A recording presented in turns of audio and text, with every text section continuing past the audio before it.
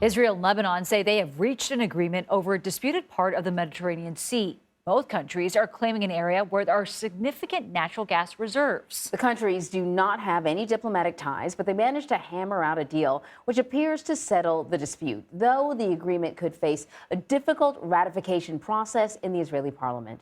So for more on this, we want to bring in Tamor Azari. He's the Deputy Bureau Chief for Lebanon, Syria, and Jordan at Reuters. Thanks for joining us. So these two countries don't only not have diplomatic ties, they've been sort of formally at war for decades. So walk us through this sort of disputed piece of land or water, I suppose, what the two countries were claiming and how they managed to come to a deal. Yeah, so you say rightly, I mean, these are countries with a long history of hostility. The last deal you can find of any kind between Israel and Lebanon is an armistice in the late 40s. So it's been a very long time indeed. There have been several wars. Lebanon has been invaded by Israel several times. There was also a brutal 2006 war between Hezbollah, the Iran-backed group in Lebanon, and Israel. Today, we've seen a few factors change. Lebanon is going through a deep economic crisis, and officials in the country are looking more towards any potential source of revenues.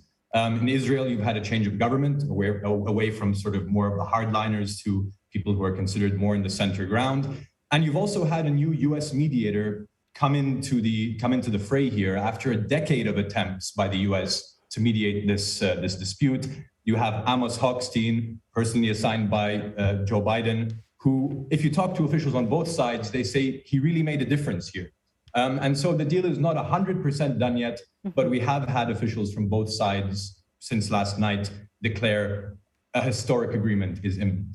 Historic indeed, and very promising, especially considering the histories here. While Hezbollah has greenlit this deal, do you expect their cooperation in this going forward? Yeah, so it's important to say that the group has not officially commented on this yet. The leader of Hezbollah is going to give a speech tonight, and obviously we expect this to sort of be the main focus of that speech. But our sources close to the group tell us that essentially Hezbollah did greenlight this deal. Things on this scale of this strategic importance in Lebanon are seen to sort of not be possible without Hezbollah's okay. It's important, not to overstate what to expect from this. Hezbollah ideologically believes that Israel shouldn't exist. They don't recognize Israel. They call them an enemy state. So it's really hard to sort of imagine Lebanon moving into further negotiations on a sort of broader peace deal at this moment. Although, Hezbollah, though they say they want to destroy Israel, they have, in a way, okay to deal with Israel. It's sort of a tacit, if you will, recognition of Israel's existence, at least a small strip of border.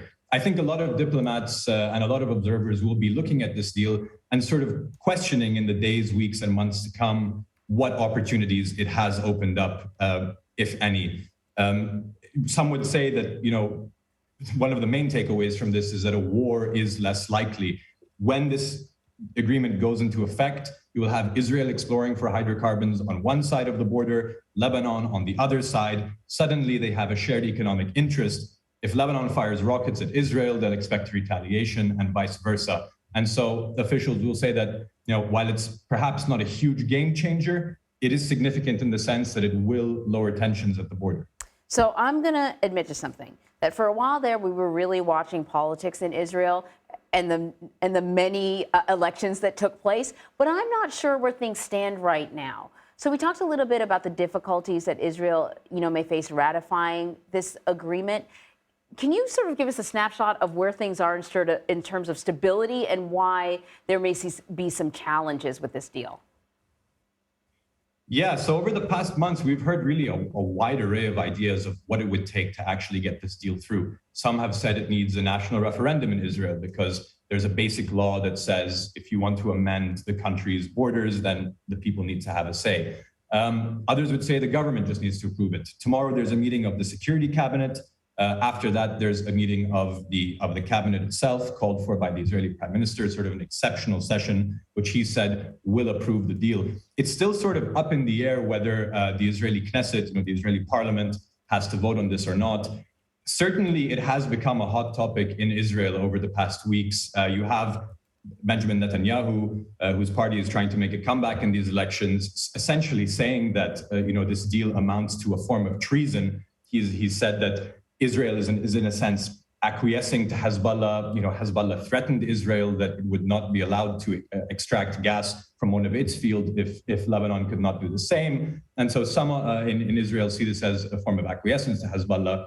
Those who are more in the center would say we're actually, Israel is actually getting something in return. It's getting security guarantees, and it's also getting guarantees for the ability to extract gas. Remember, Israel is much further ahead with the process of exploration. They've made several commercially viable discoveries. They're already extracting gas from part of the ocean, and they really want to do that in another part, in this prospect called Karish, which they're ready to do essentially. Across the border in Lebanon, you've had delays for about a decade that have left the country without any commercially viable find.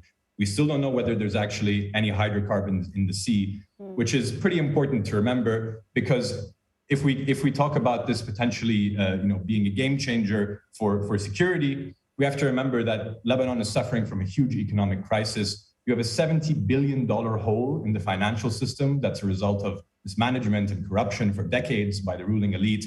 And so even if you find a little bit of gas in the sea, or even a lot of gas in the sea now, that doesn't mean you're going to solve these endemic issues. And it doesn't mean that Lebanon is going to be prosperous anytime soon. So important deal, but we're going to have to see how this plays out. And I think it might be years before we actually know the full ramifications of it. Tamor Azari, thank you very much for joining us. Thanks for having me.